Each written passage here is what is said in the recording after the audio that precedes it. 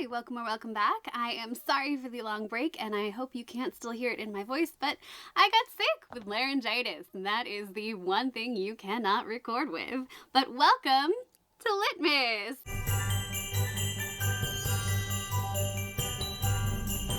I was debating waiting to use the cute Litmas title until next year, but when I realized I could switch it over to Lightmas, because that's what it is right now, I was like, nah. Can't miss the opportunity to make a pun. Y'all know me. Hopefully you still love me, even though I'm Litmas with all this. I would have been putting out content, but we lost about 4+ hours worth of footage, but we still have editing husband. No, he did not have to sleep on the couch. Well, he fell asleep on the couch multiple times with the dogs, but that's just the husband. But welcome to Litmas. Today I will be working up my TBR going up until Christmas. And I know what you're thinking. You're totally doing Lightfall for Aurelium. Yes, I am, but we have more things to accomplish than that. So I have 7 books that I still need to read to get to the 30 book total for the Book of the Month Club. There's one tier where you do 15 and you get, wait for it, a hat that I will never again put on my head. The only time I ever used to wear baseball caps in high school and college was when I was flirting with boys. In college, it was only when I was not sober because I was not single. Sorry, husband, it's true. I promise. All I did was take their hats. Reading is indeed sexy. There you go. I don't know what the next prize is. I don't care what the next prize is. I've never missed the prize, and you have to finish the 30 books, 7 of which I still have to read before their next drop, which happens around like the 27th, 28th, usually in December. So that's our plan. We're going to get all of that done during the 9 days of Old Favor Pass. This is a terrible map. We'll put up a better one on the screen. We'll be visiting all the shops in Old Favor Pass in order to do this because I'm a little overachiever, which means I'll be reading 1 book every day for the next week. I also have about 15 books left to read to hit my 150 book goal this year on my Goodreads, which we'll be doing too. And if you're thinking, wow, that's not bad, last year I read 239 books, so I'm horribly ashamed. And that's not all we're doing in this video. I also got the Once Upon a Book Club Advent Calendar. You read a short story every day, and there's a highlighted part, and you get to open a gift. It turns out I've already messed it up. I thought you were supposed to do it the 12th through the 24th and like finish on Christmas Eve. So I started on the 12th. Apparently we were supposed to start today on the 13th. First day of Lightfall over here. I'm doing great. So we have 2 little goodies to open because I read 2 stories. We'll be doing that too. Daily is the plan, hence Litmas. So I am going to open up my Book of the Month books that I have left to read, and we are going to use them to figure out which books I can read for the Lightfall readathon. If you don't know what that is, it's for Aurelium. This is basically their winter celebration. It comes from a time when people would give gifts, and it's just a time of coziness and spreading cheer. It's a 1.5 week long time when all the skies would fill with what's basically an aurora borealis, but the colors kind of fall on you, hence Lightfall. It's just wonderful and magical, and G over at Book Roast just makes the most wonderful readathons. This one is just especially cozy, and she's also made a little countdown calendar. You get to open a little door every day, so we're going to open that together and see what's behind it. I have no idea what the doors are. No one does. They're brand new this year, and she has been very cagey about them, which I love. Look at her being all mysterious. I love her so much. And I will, of course, leave everything linked down below if you want to join on the readathon. This is obviously going to be posted several days into it because I have utterly failed because my life is crashing down around me. So, all right, here's our challenge. You can see that I have Challenge Crusher left, and I need to read 7 more books. Since we last talked, I have read The Wedding People, which won the fiction section of the Goodreads Choice Awards, and y'all, it was really good. Like, check your trigger warnings first. But I totally see why it was a runaway hit. It's basically about these 2 women who come together. One shows up wanting this perfect getaway weekend, not realizing that she's about to take the last room in this hotel that is entirely booked for a wedding. And she ends up bonding with the bride. They have this wonderful, unexpected friendship that develops, and it is just incredible. So we see this one woman who's kind of at this low point in her life. She is a little bit older. We get to see someone kind of like approaching 40, this like young 20-something who's kind of at the apex. She's about to get married. She's comes from money and she's marrying into money, and like everything should be perfect for her. And watching the two of them interact and learn from one another, it is a great book. It is so well written. Alison Espach did a great job. Her writing has that Litvic cadence. I mean, it's not too like highfalutin. Who says that? Oh my god. You know what I mean. It's not super highbrow or anything. And it also doesn't lean too heavily into like super tragic events. Like, yes, it touches on a bunch of triggers, but it doesn't fully lean into them. We aren't going like true full black here. They're there to give the story its depth and poignancy, but we don't linger, which I thought was really refreshing to see. Every time it went to do something too dramatic or potentially melodramatic, I was like, please don't, and it never did. It never leaned too far into the ridiculousness. It stayed rooted in reality, which I really appreciated. And it didn't go like too highbrow, but you closed the book and still felt like that was more than just fiction. So it's definitely a good one if the plotline sounds like something you're interested in. If you really want to look closely at like female friendship and that female bond and a woman's sort of life as a whole and how cyclical it can be in some senses, I thought this was quite well done. So for Old Favor Pass, this is like the little shopping district. It's, imagine it all covered in snow. You're shopping for gifts for your friends, gifts for yourself, whatever you want to imagine.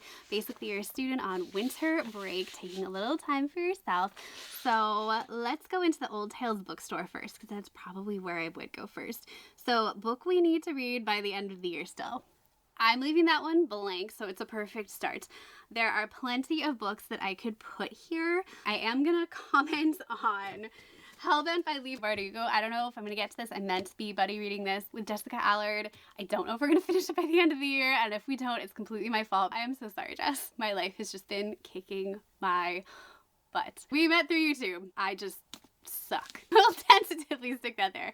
But if not, I'll pick something else from Book of the Month. So let's go back and look at all the books that I could be reading for the next prompt. We'll just go around in a circle. So then I could have to go to Smith & Sons and Friends Arcane Things and Such. This we need winter or winter elements on the cover. They're having a sale on like winter goodies. Here's the deal with this one. I could do A Home for the Holidays, but I was reading this and it's like a moving exploration of complicated grief, mother-daughter relationships, loving someone with addiction, and redemptive power. I'm just emotionally, y'all. I know it's the holidays and I'm usually like Miss Ho Ho Ho Merry Christmas. That came out sounding a little wrong, but probably right for this channel. I'm not there this year. It does not feel like Christmas. I am faking it as best I can. Like, you have to as a mom. Like, I'll maybe pop in some Elf on the Shelf stuff even, but like, I'm not in it. I'm not in it. And I know I'm making Litmas videos and I'm hoping this is gonna help so much, but like, does it feel like Christmas this year? Does anybody feel like holly jolly? I don't know. I hope this does it. I hope this does it. I am currently reading The Most Wonderful Crime of the Year. I'm like, I don't know, 2/3 of the way through, and it's so good. It's such a great, like, cozy, funny, rom-com-y mystery. It's holiday-ish. It's everything I want. So these two writers who go over to like Edinburgh and they end up at the mansion of like this super famous mystery writer, and now they're stuck in like this closed room murder mystery. It's Agatha Christie. It's Clue. It's like, oh, it's so good. And I'm so sorry I started already because I can't count it for this. My next instinct was Most Wonderful. And I dropped it and opened it to a page that was talking about a disease that I was tested for and I'm terrified of. And I'm like, nope. So all that's left is The Writing Retreat by Julia Bartz. This is like a bunch of writers go on a writing retreat, and like the last one standing, it's like a 7-figure publishing deal. And then one of the writers vanishes during a snowstorm, and the main character realizes, oh my god, something sinister is afoot. And yeah. So you know what? I have heard very mixed things about this, but you know what? This is probably about where I am right now in terms of like holiday spirit. But we're finally gonna go with the writing retreats. Next up, Wallace's Wonderful Winter Wanimals. And yes, I said Wanimals, and yes, that was correct. So this year we are supposed to read something with the Aurora colors. Pinks, purples, and greens and blues on the cover. So let's see. Not in love kind of fits. You're not kind of... That kind of does, but I think you're supposed to read the rest of the series first. Ooh. Spectacular. That's perfect. I will post a picture, by the way. I finally got to cross this off my bucket list because the Aurora visited our house. Yay, global warming. So this is by Fiona Davis. This is about a woman who should be super happy. She's just graduated high school and her boyfriend has proposed to her. But she realizes she doesn't want to go be little wifey. She wants to go audition to be a rockette in New York City. And this takes place in 1956, right smack dab in the middle of the manhunt for the Big Apple Bomber. Fun. Can you even say that on YouTube? Well, I guess you can. It's an historic event, so why not?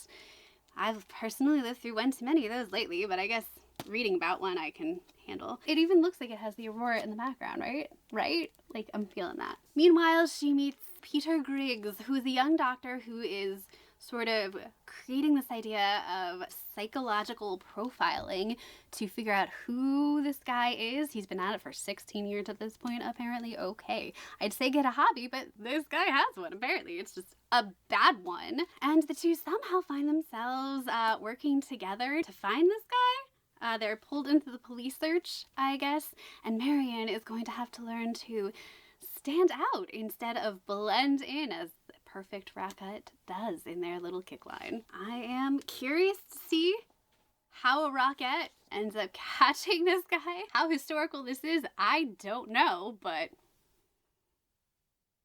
it's been on my shelves for 2023. Fiona Davis, did you read the Magnolia Palace? Okay, I loved the Magnolia Palace, so good sign. I think I gave that 5 stars. So excited for this. Next up we have the Shank and Shaw Legitimate retailer. If they say it's legitimate, we all know what that means. They are opening all their shop delights for us, and since that will give us chills, we are meant to read something that will give us chills. Either a thriller, those kind of chills, or a romance, the butterfly kind of chills. Let's see what I want to read. Oh, you know what? I just got a thriller. I'm really excited to read from them. Yeah, I just got the new Alice Feeney Beautiful Ugly from them, and I loved Daisy Darker. Ending... I gave it 5 stars. I don't even care. It was great. I had a fun time. And I love this cover. Check this out. You see that was like a novel in there? Oh, it's raised. Book of the month is like going for it. So this is about an author, which sounds awesome to me, and it takes place in Scotland. So like, I'm already sold. You don't really have to say more. And it says like, author Grady Green is having the worst, best day of his life. That's the best description. But he calls his wife, Abby, when she's driving home, and he hears like her slam on the brakes when she sees something in the road, and like, she's like, hang on, I'm gonna get out of the car, and she does, and he doesn't hear from her. So he goes and finds her car, and like, there's nothing there, including his wife. Her phone's there, the car's there, and then apparently we like fast forward to a year later, he can't write, he can't sleep, he can't do anything, he's missing his wife, he's miserable, no one ever figure out what happened, so he goes to like a tiny remote island off Scotland to try and get his life back on track, because of course he does. What else is he gonna do? That totally makes the most sense. Actually, I kind of get it. That's such an author thing to do, isn't it? And then he sees the impossible, a woman who looks exactly like his missing wife. If no one ever found anything, maybe it's not impossible. Like, how is that? Okay, whatever. I want to find out. So, going on the pile. Next up, Owl Cat Craft Cafe, a cozy read. What do I define as cozy right now? Probably not what other people are defining as cozy right now. It came up with 3 possibilities. All right, so I grabbed The Christie Affair. This is from a while ago. So this is about when Agatha Christie like went missing for that random week, and like she wanted to like kind of frame her husband for a murder, and then she like gets discovered in a hotel. This is about what like supposedly happened during that time, I think. So that sounds kind of like cozy mystery-ish. I could do that. Or I could do The Ornithologist's Field Guide to Love. This sounds so cute. This is like enemies to lovers. 2 academic rivals out in the field. They're trying to be birder of the year by capturing the most dangerous bird. There's like foul play afoot. Like there's already a pun in the description. So I know I'm gonna love it. So I'm considering this too.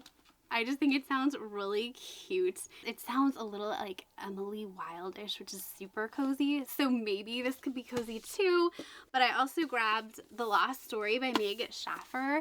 One of my favorite books last year was her book, The Wishing Game, and everyone was like, no, don't read this. This is inspired by the Chronicles of Narnia, and it was in the Goodreads Choice Awards, so like maybe the people who were like naysayers were just wrong. So this is about two boys who went missing for a while, and then they came back, and now there's another girl who is missing, and her sister's like, please, you have to help, you're the only people who can help.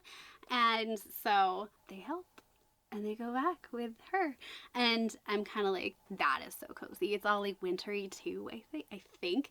So those are all very cozy options in my opinion.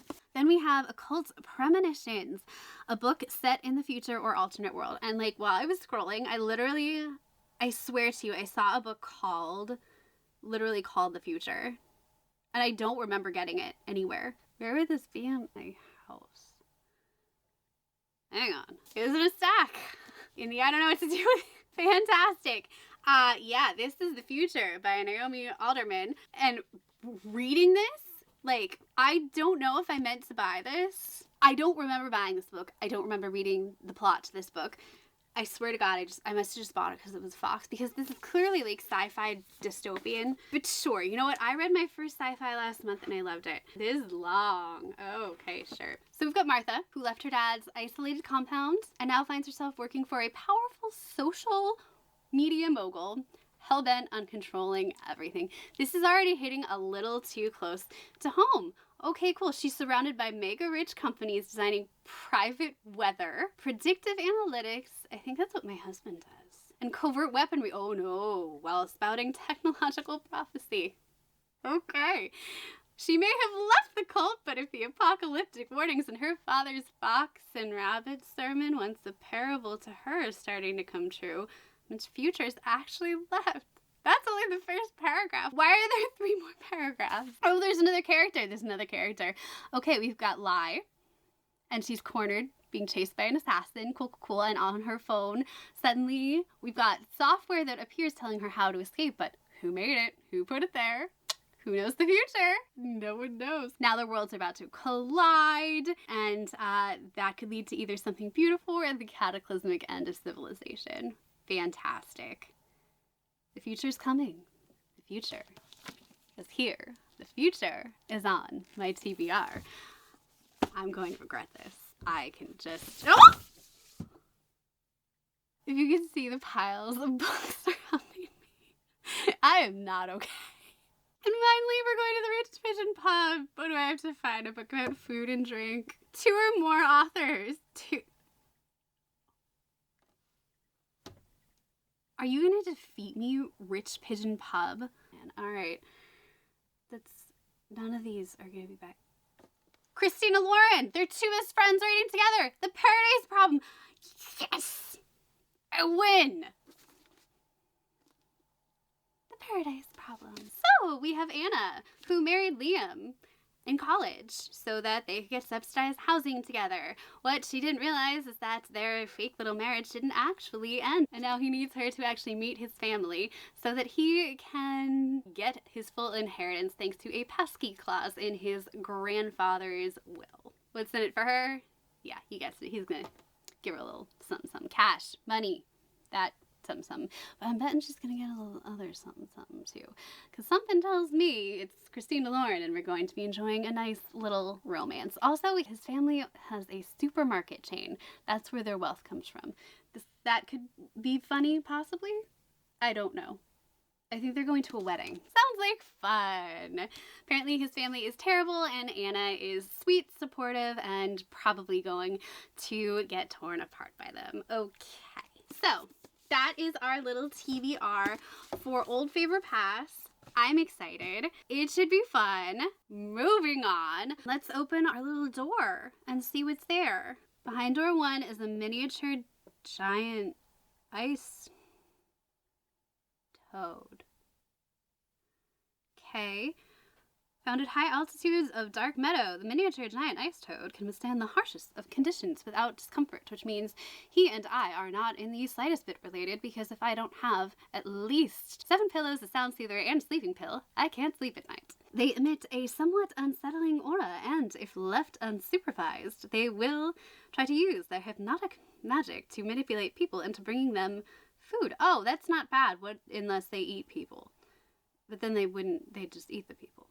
I think we're good. Unlike most of their species, the miniature giant ice toads will eat about anything, from bugs to socks and pennies. You do you, miniature giant ice toad. Visit, purchase a pack of winter Wanimal frozen winterbug cubes and attend a feeding hour. Prompt, have a festive snack/meal. I will go have some gingerbread tea after this. It's decaf, because people like me should only be allowed so much caffeine, and it's nighttime. Reward, Everfrost tumbler keeps your drinks freezing no matter the climate. Or I could just get a toad and have him hold my drink. Next up, the giant Once Upon a Book Club advent calendar, because they were having a Black Friday sale and I realized I had a whole bunch of points accumulated and I got this for like 20 bucks.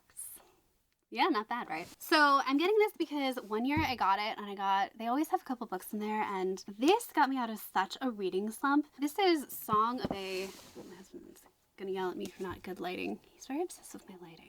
Song of a Captive Bird. This is a biography of Farokhzad, I think is how you say her name. She's this incredible Iranian poet who had this amazing life. She runs away from this awful marriage and finds love with this filmmaker, and she has the most amazing, oh my god. I loved reading her story so much, and I learned quite a lot. It's just brilliantly written. I just could not put this book down. Oh, it was so beautifully written. So Song of a Captive Bird by Jasmine Darznik. I highly recommend this one. I don't think I've ever heard anyone talk about it, but if you want to learn a little bit more about the Iranian culture during the 1950s, heading on up through her life, this was really well done. Highly recommend. Hoping I find another hidden gem. They haven't sent me a book that I've already had yet, and that is shocking because I don't want to tell you how many books I have. I'm trying to catalog all my books, and they're spread across 3 rooms at this point. It's a problem. But they've never sent me a book that I've already had, and they're always these hidden gems. They're not popular ones. They're ones I haven't heard of, and I love discovering new authors that way.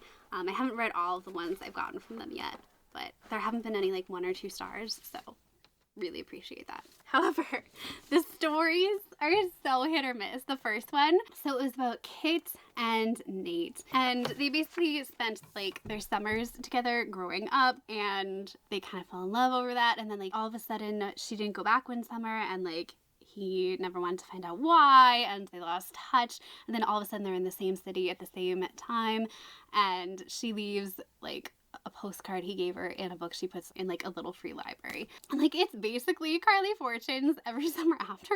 That's what it is, but in short story form, so it's not nearly as poignant or good, and you lose all the amazing details. And trying to write that in short story form, you're trying to write a story that takes place over 10 years plus, 12 years? I don't even know. That's impossible in a short story. You can't do it. So it reads like an outline of a story. That was rough. That was Brandy Pelletier. And apparently we were only supposed to start reading them today. I read 2. I read them through Christmas Eve. But let's see what the gift for that one was. I'm opening them with you. They print their things in here now. She pulled the postcard out from between the book's pages and passed it to him. So we're either getting postcards, journaling stuff having to visually do with postcards, or a book, and my guess is a book. I think the first gift is usually a book. So this is what the box looks like as we go. See if we can find day 1, 8, 11, day 5, day 7, day 1. Okay. Here is day 1. It feels like a book. Let's see what we got.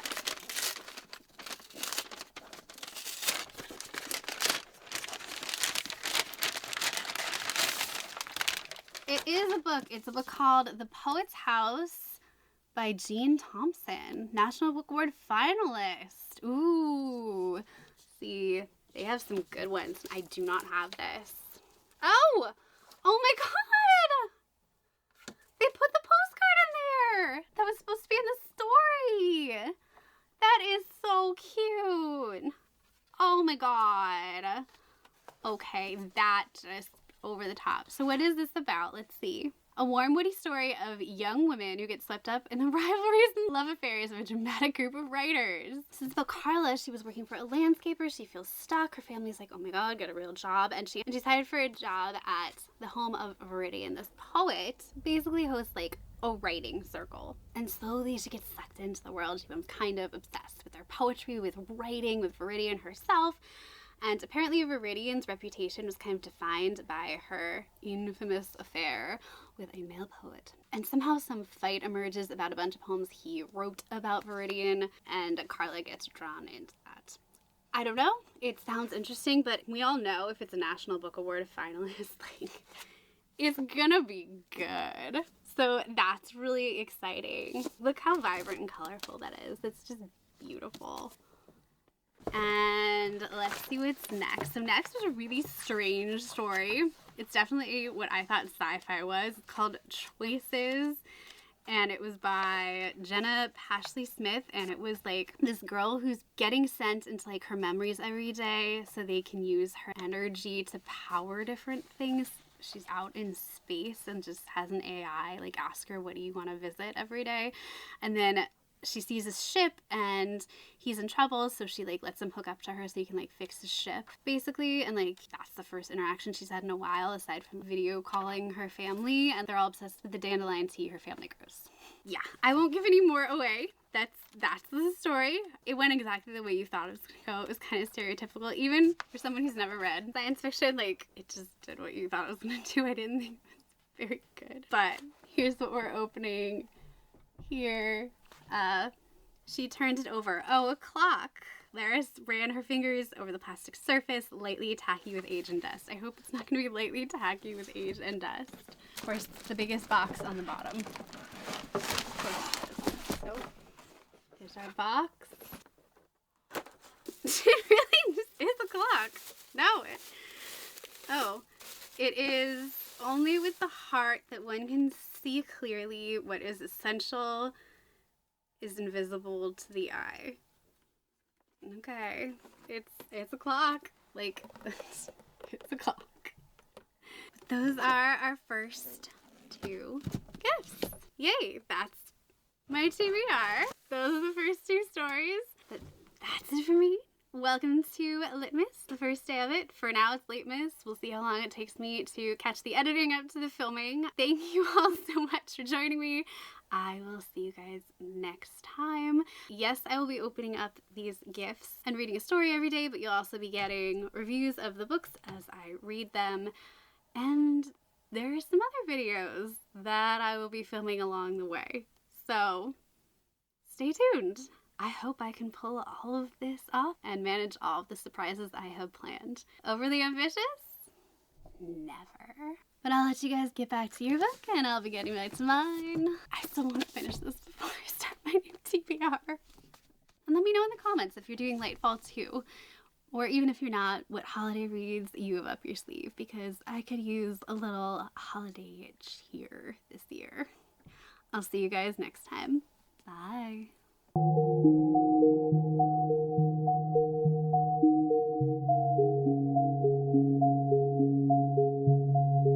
And I also was like, oh my god, I clicked on this when I went to log Sally Hepworth, Darling Girls, because they look so dang familiar. And I'm like, crap, babe, can you go grab this book for me? It looks just like Darling Girls. He's like, yeah, sure, what do you need it for? And he hands it to me, and there's like tabs, and he's like, are you doing like a review again? And I'm like, what are you talking about? And he's like, you already talked about this book. And I was like, oh my god, we've reached that point.